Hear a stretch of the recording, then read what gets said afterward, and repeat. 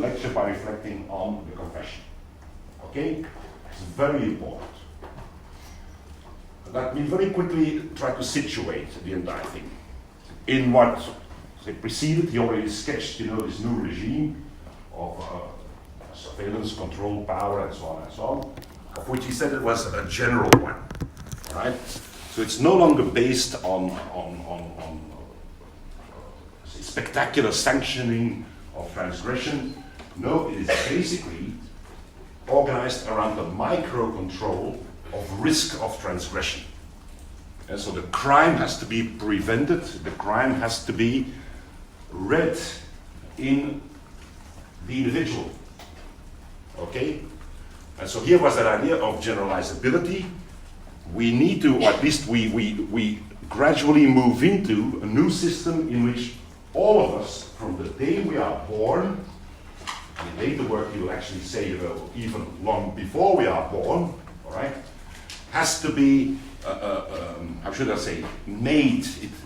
The individual has to be manufactured on the basis of micro-control of almost everything you do. Every aspect of life needs to be recorded, needs to be observed, needs to be rectified if there are early signs of transgression. Now remember the slippery slope. And so whenever we notice that a 3-year-old is being cruel to animals, oh my God, we need to intervene. Whenever we see that an 11-year-old has become a bully at school, oh dear, we have to intervene at this very point, because otherwise there will be a risk, not just for that individual, but for society. He or she might become a monster. So we've seen that, okay? And in the last lecture, he developed a number of generalizations, or at least he looked into the way in which a number of elements were generalized, the generalization of risk, the generalization of prevention, okay? And gradually, of course, the body came in focus.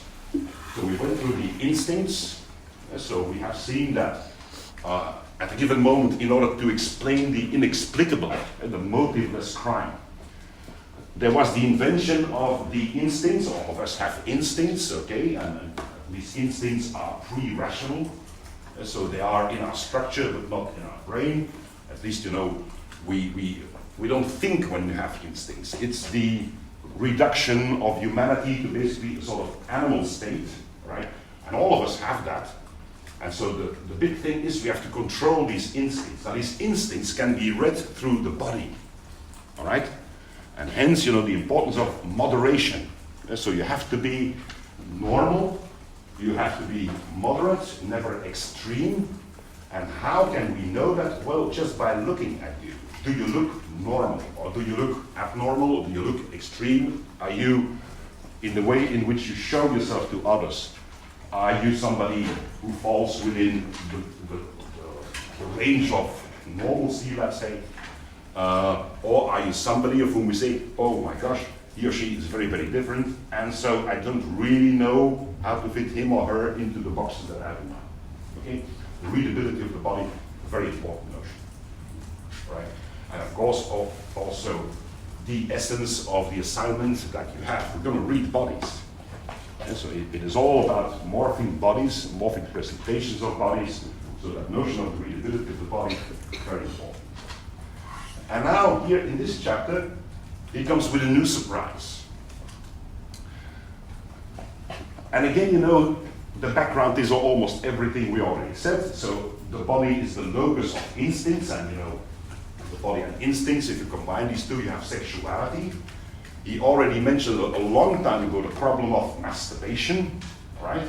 Everyone, almost everyone, seriously practices it, but no one talks about it, right? So you have to read the signs and you have to identify it. So the family becomes an element of control, of let's say, order, social order. But here is the question. How do you find out about all of that? How do you find out whether or not your child masturbates? And even, does last year things like looking at young girls when they are naked, okay? Or speaking dirty language. How do you find out? And here's the confession. So now he brings in the confession. He says, there was an old structure available, an old structure in societies like here, and the old structure was the confession, the religious confession. And it gives us a bit of history of the confession, right? What was the confession? Have you seen it in movies or have you seen it in series? So there's a priest in a box, all right? And then you, the individual, the sinner, have to enter the box, but in a different zone of the box. The priest opens the lid, but he's not supposed to look at you. He's not supposed to identify you, because you are not you. You are a sinner, okay? And he is not, say, Mr. Goossens or something like that. No, he is Jesus, right? He is God. And so there is no real human interaction between these two. I've done it so often, you know. I was raised in the worst of traditions, so we have to confess at least once a week, mostly 2 or 3 times, depending on, okay? And it was an oppressive sort of environment, because of course that, you know, the priest knows you, you know the priest, okay? And what you confessed could lead, you know, at school, for instance, to serious forms of sanctioning. But the original idea is, here is God, and here is the sinner, okay? And through a ritual of veridiction, ladies and gentlemen, you have to speak the truth, okay? Through a ritual of veridiction, the priest, or let's say Jesus, will be able to absolve you of your sins. But there are conditions to it. I've already given one of the conditions. There's a ritual. So the priest is not really a human being. He is God. Okay? And you are not really Jan Blommaert. No, you are a sinner. So there is this idea of anonymity. Secondly, there is the secrecy of confession. The priest is never supposed to reveal what, you know, a sinner has basically revealed during a confession. Reason being, the priest wasn't there, and the sinner was not an individual either. So if you confess a murder, and I'm sure you've seen movies because it's frequent, should I say, a frequent motive in a number of movies. And so that's a priest with a big ethical dilemma, because somebody he knows has confessed a murder.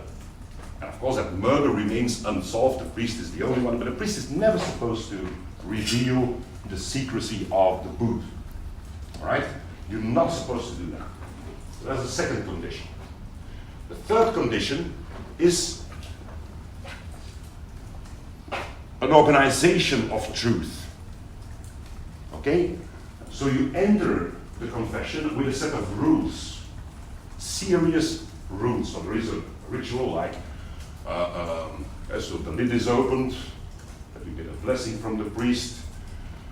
My son, how long has it been since your last confession? That's always the first question. And the first answer has to be, my father, it has been 48 hours. Okay? And then after that, so the sinner has to basically enumerate, not elaborate, but enumerate your sins. So since the day before yesterday, I have quarreled with my sister, I have been swearing a lot, like how often?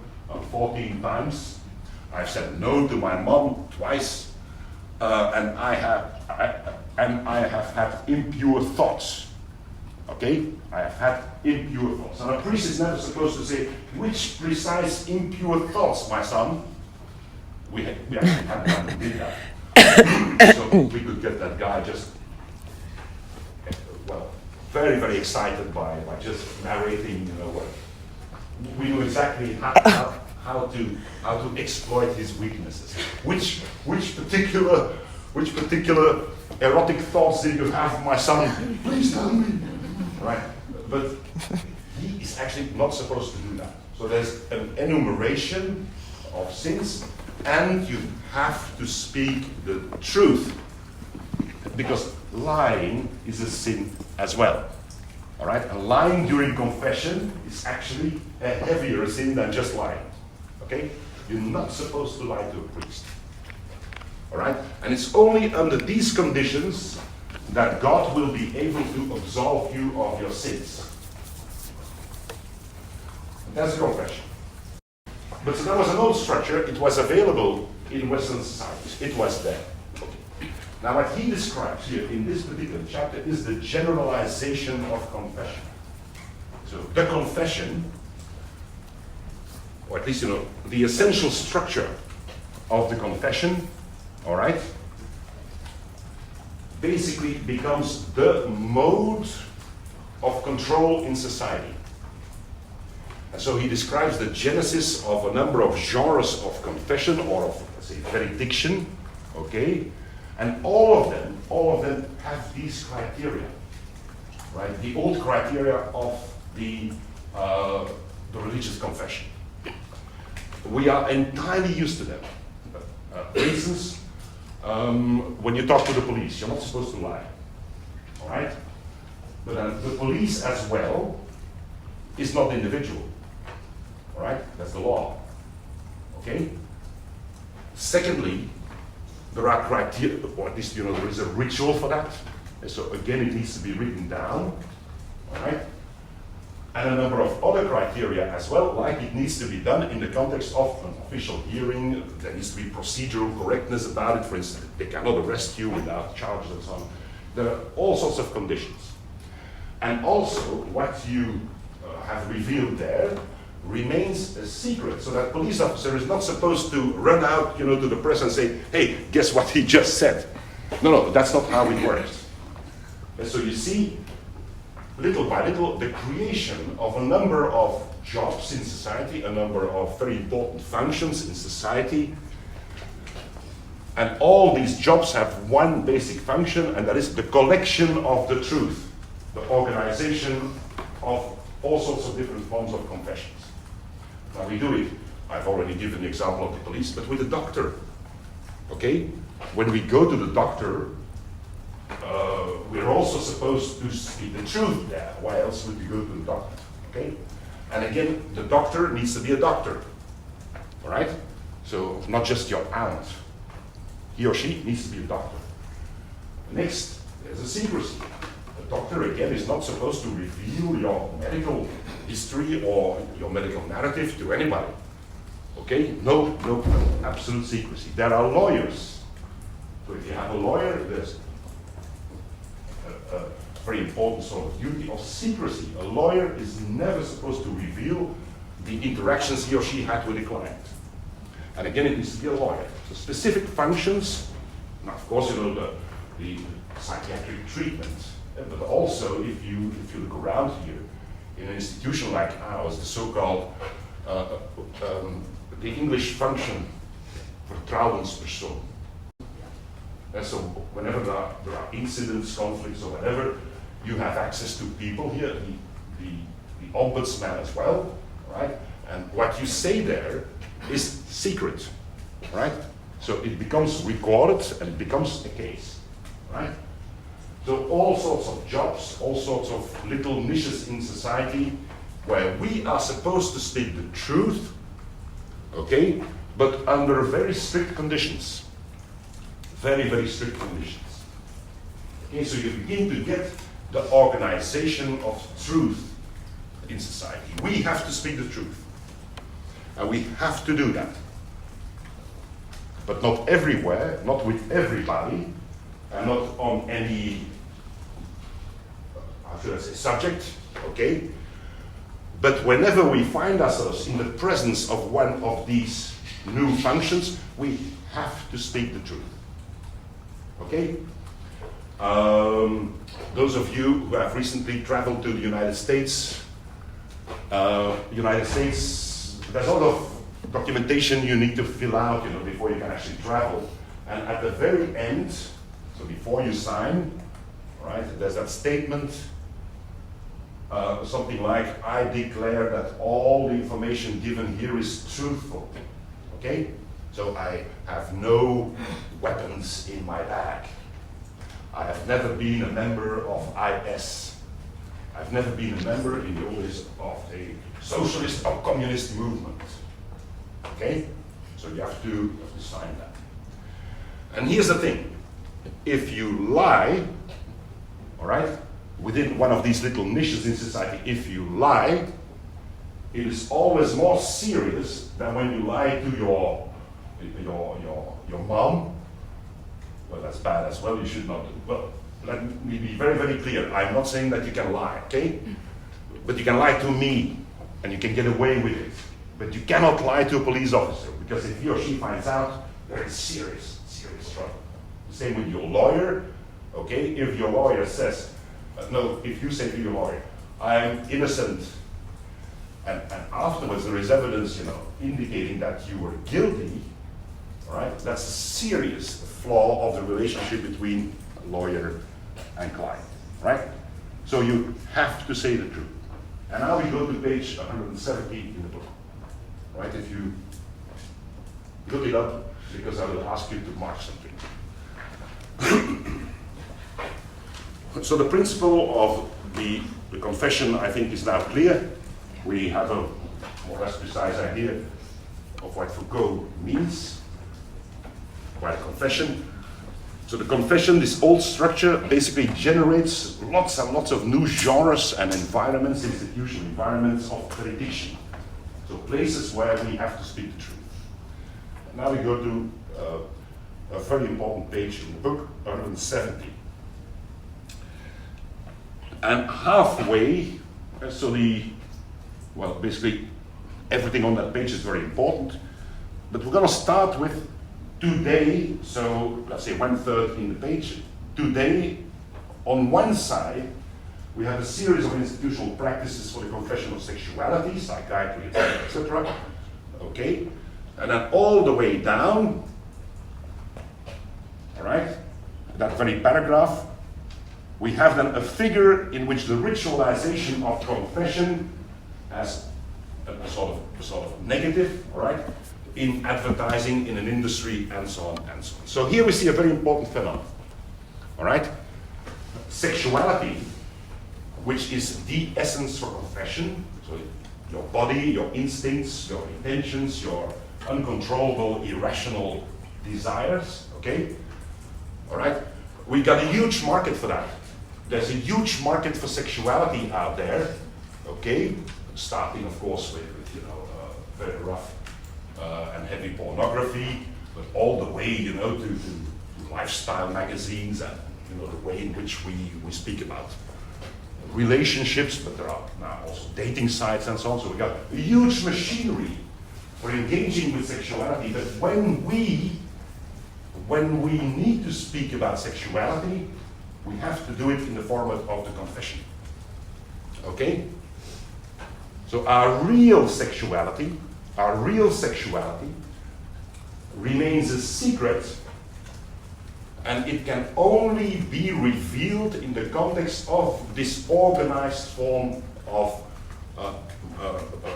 say, prediction. So with a psychiatrist, with a therapist, with a doctor, with a priest, okay? I have an illegitimate child, right? Oh, my son, you go to hell. Well, they never say that, of course, but they can give you the feeling that you're already in hell, right? And so we have basically isolated zones for speaking the truth about sexuality. And what goes for sexuality these days goes for everything that is important in life. So everything that is very important in life has these specific zones for valediction. All right? Where we have to speak the truth. Where we have to reveal our secrets. All right? Where the stuff we try to hide from others must be made available to other people, or at least to specific people who have been trained for that, who have rules for the treatment of that, who are not at liberty to just spread it around, or let's say convert it into gossip or whatever. No, they have to work with that information. They are professionals for a particular format of truth. Okay? And that brings us to another very important statement on the same page. So we have that fragment now. It begins with today on one side we have a series of institutional practices, and then it goes all the way through the paragraph. But halfway is a great sentence, okay? And it reads, the confession and freedom of expression face each other and basically complement each other. I'm going to repeat that. The confession and freedom of speech basically stand in a very intricate relationship with one another in our societies. Now we know that confession is the duty to speak the truth, okay? And freedom of expression, so the thing we of course now find very important, right? And we've had elections the other day here, and there was a lot, that had to do with the freedom of speech. You shouldn't control my thoughts, you shouldn't control what I say, you shouldn't be negative or exclude my statements, okay? Because this is the freedom of speech. Well, what he says here is the freedom of speech is the duty to speak the truth. Okay, so you only have a freedom of speech when it assumes, or no, when it operates within the rules of valediction. Okay, so you have not the freedom of speech, but a duty to tell the truth. The duty to tell the truth. Because this is very important. What we just now, reviewed is very, very, very important. The idea of confession, is that understood? Okay, it's a weird thing, but it has been generalized. Right? And if you now think about all sorts of domains in society where you're supposed to not just to say anything about yourself, but to speak the truth, there are quite a few. And give me some examples. Give me some moments or methods in which we are supposed never to lie and only speak the truth about ourselves. All of you know what a CV is. What is a CV? To speak the truth about yourself, of course. If you say, I have a PhD in engineering from MIT and you don't have it, you're not supposed to do that. We all know that, right? Or if you say, I'm married and you're actually single, that's not the idea of a CV. Okay?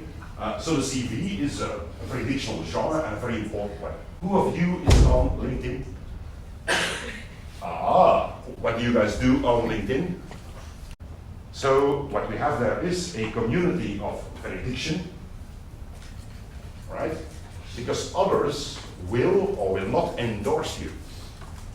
Yeah, so for instance, I've observed so-and-so during her work in a firm that I was familiar with, and I can basically say that she's a good worker, right?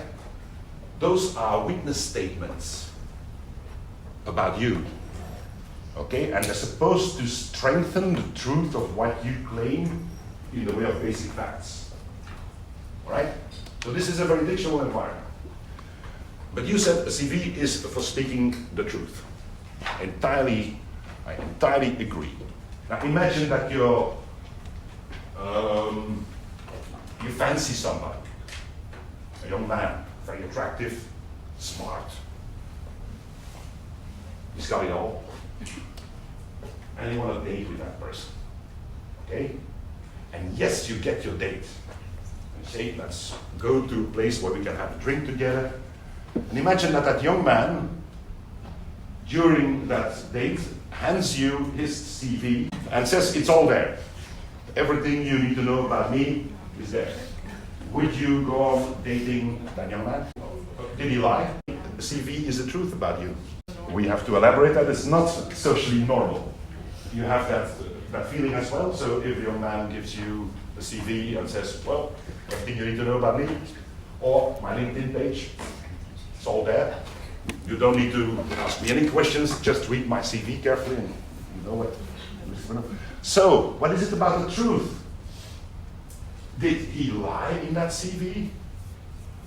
Or you guys Whenever you submit your CV to an employer, are you lying to that employer? Am I addressing a bunch of liars here? Well, I would absolve you anyway, but what is it with the truth? What is it with the truth? What is the truth about us?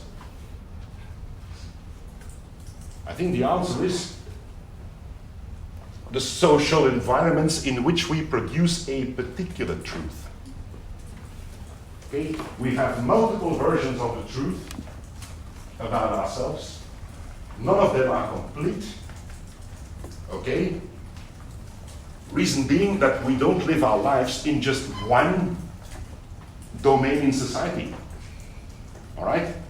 Which is why we need another veridiction type, genre of, say, veridiction, when we date.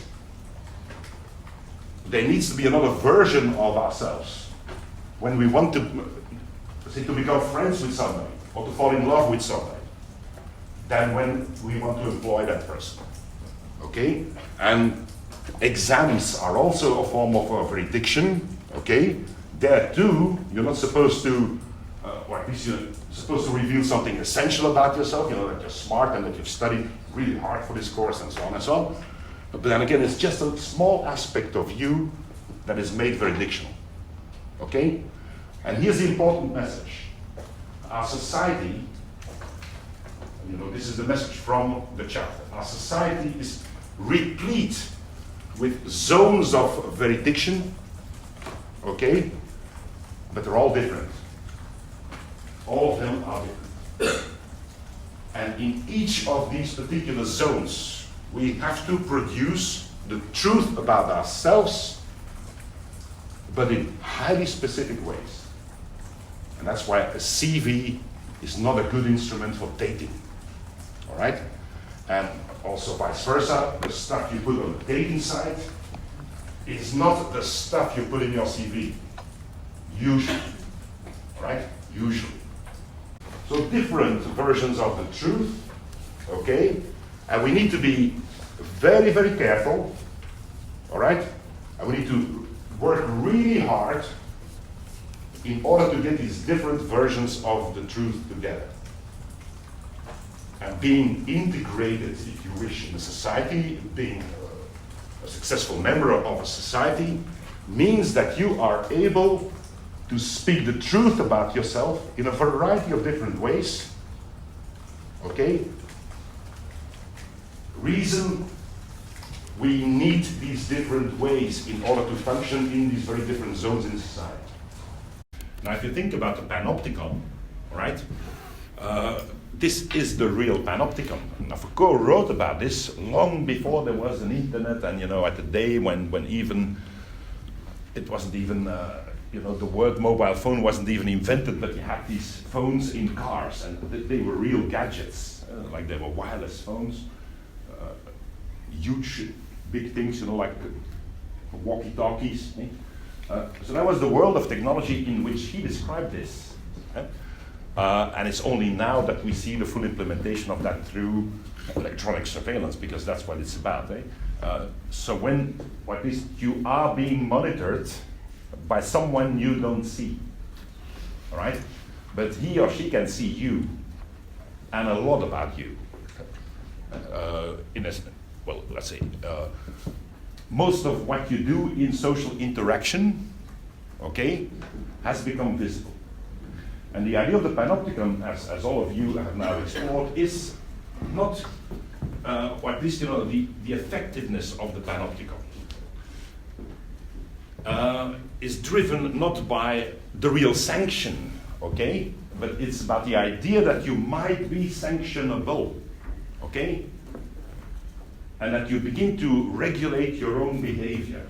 When you regulate your own behavior in such a way that you avoid being observed as, you know, somebody who breaks the law or does weird things, etc., etc. No.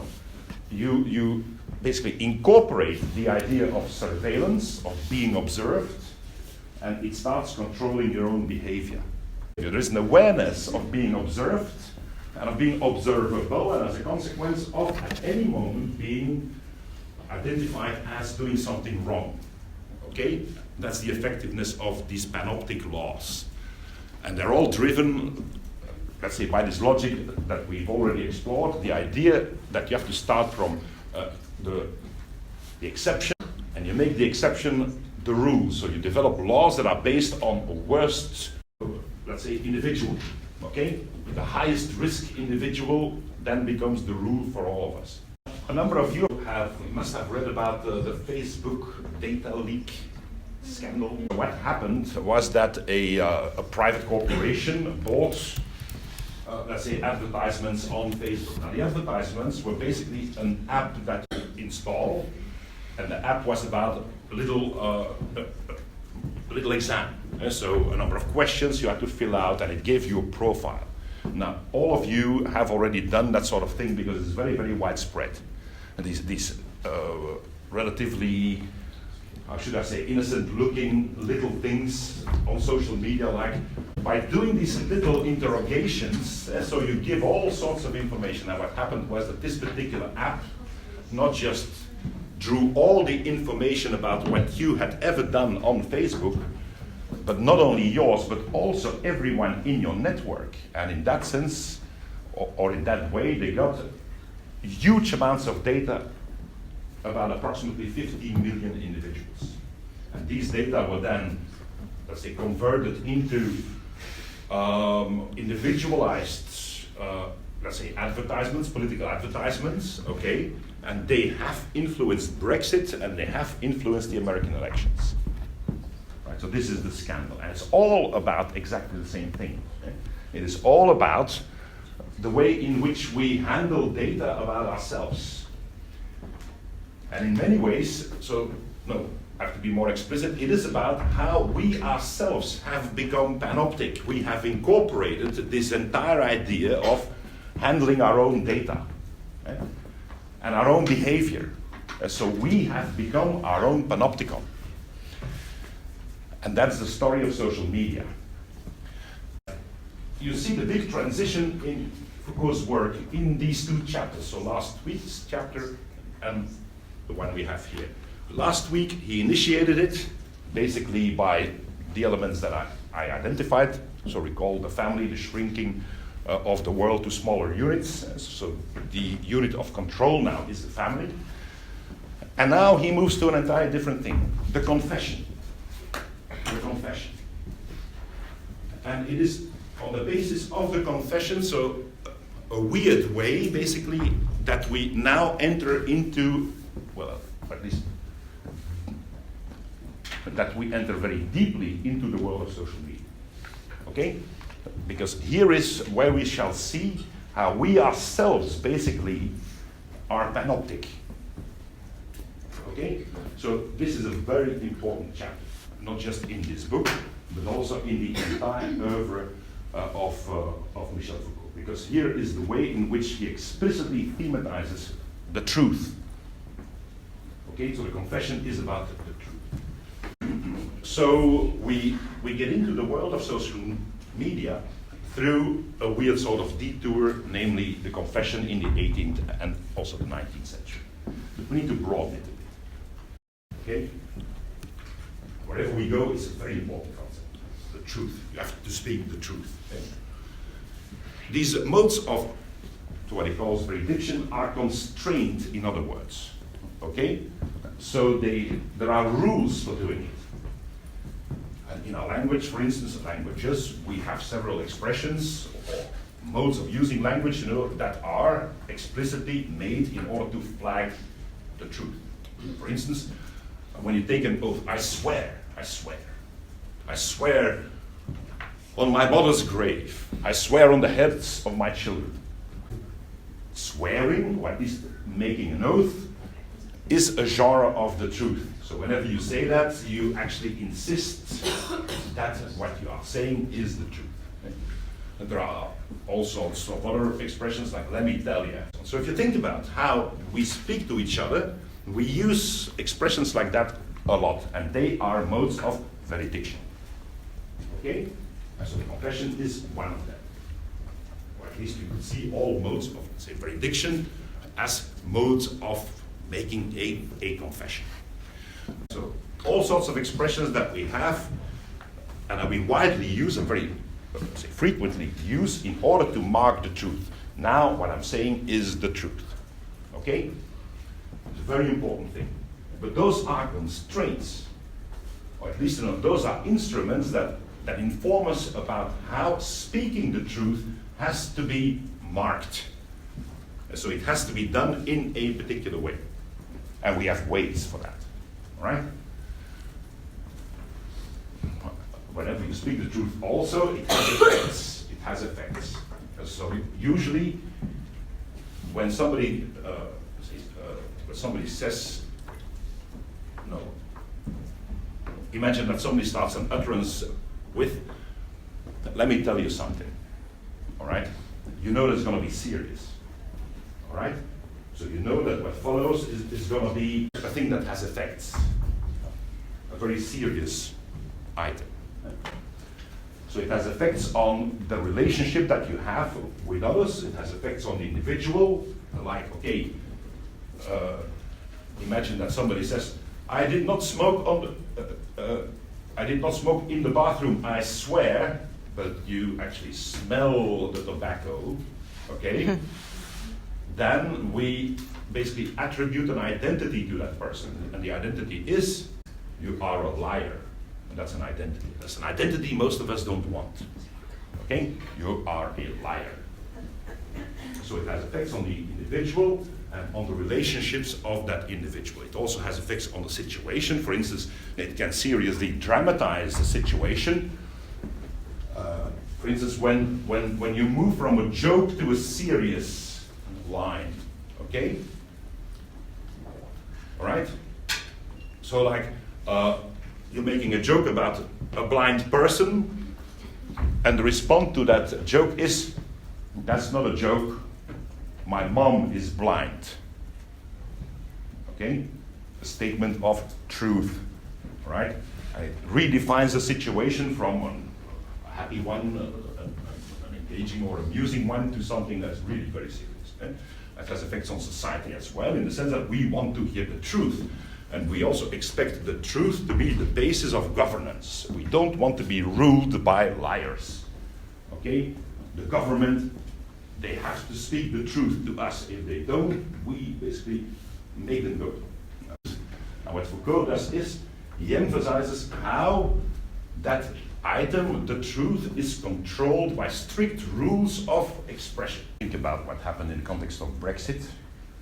So these big slogans by Boris Johnson, you know, that when the UK would leave the EU, it would bring how much? A few hundred millions a week to the NHS, so the hospitals.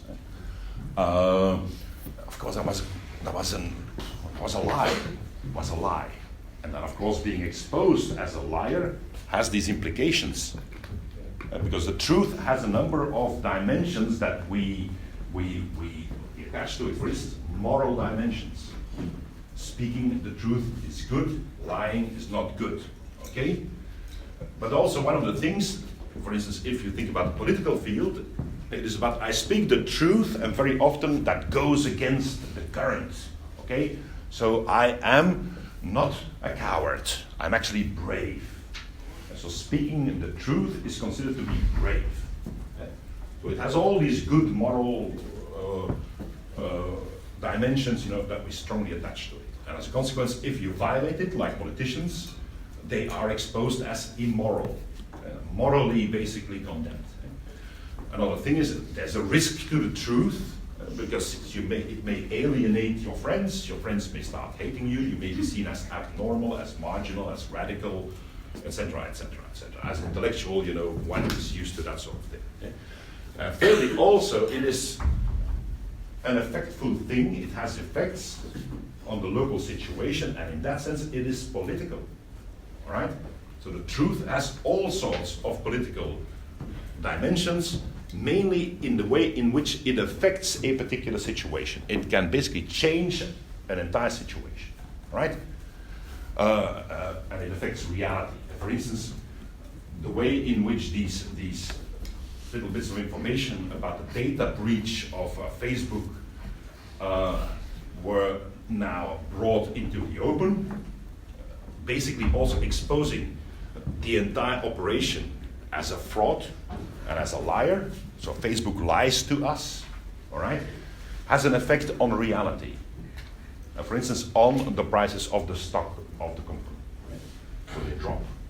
And maybe also many thousands of individuals who might leave Facebook. Okay? So it always has effects. So that's the truth.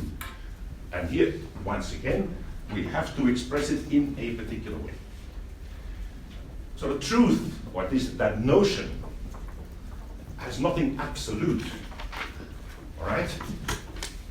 It is always a political concept, all right, in the way that I have already sketched. It has moral dimensions. It gives you, or at least it refers to integrity, being real, being yourself, and so on and so on.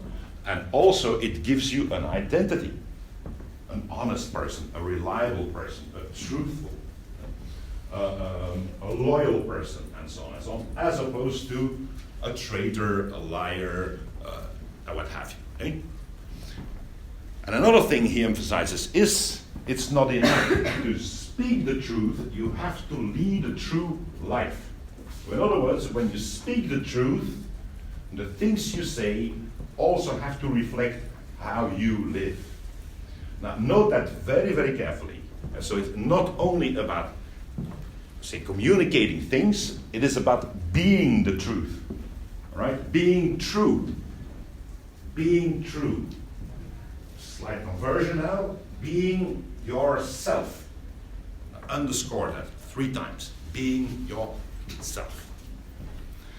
How? We already have these notions. We encountered them last week. The care of the self. Okay, so you have to be recognizable as real, authentic. Okay, but also as reliable, reasonable, in control of yourself, self-critical, and so on and so on. And so all these elements that we discussed last week, the care of the self. So you have to really take good care of yourself. Another dimension is you have to be brave. But when you have to speak the truth, you shouldn't lie. You have to speak the truth, even if there is a price to it.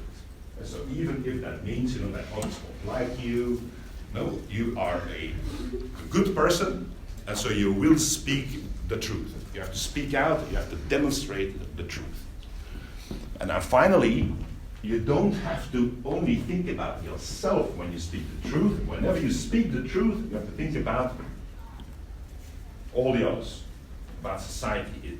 So when you speak the truth, you have to speak it for the good of society. Which is why we don't accept politicians who lie, right? Because they are elected and also employed, all right, in order to speak for society. They have to basically guard, maintain the interest of all of us, right? So they should not be selfish. And of course, that was the ridiculous little thing about Halbe Zijlstra, right? It was a small lie, but it was all about making himself bigger, like a more important person. I was there when Mr. Putin said blah, blah, blah, blah, blah, blah, blah, right? And I was there in his dacha, right? Like, the summer house, we were close, or at least I was important enough to be invited there. It was all about his ego, right? Stupid lie. It wasn't a lie about military affairs or interventions, or do we have troops in Afghanistan or something like that. No, it was about himself. It was an egoistic lie. And you shouldn't in any way be egoistic when it is about the truth. The truth is good for all of us. Okay? This is very important here because this is the ideology, ladies and gentlemen, of social media. So what we read here in Foucault is the ideology of social media, and I will also try to document that in a moment. So speaking the truth is your contribution to a good society. And now the confession. So now we go back to the chapter. Now what he says there is, that of course in the 18th and in the 19th century you have the genesis of the confession as a sort of generalized and rigidly controlled rigidly controlled genre of veridiction. Okay. Now we have to go a little bit, or at least we have to return a little bit to what we said last week. It's about sexuality.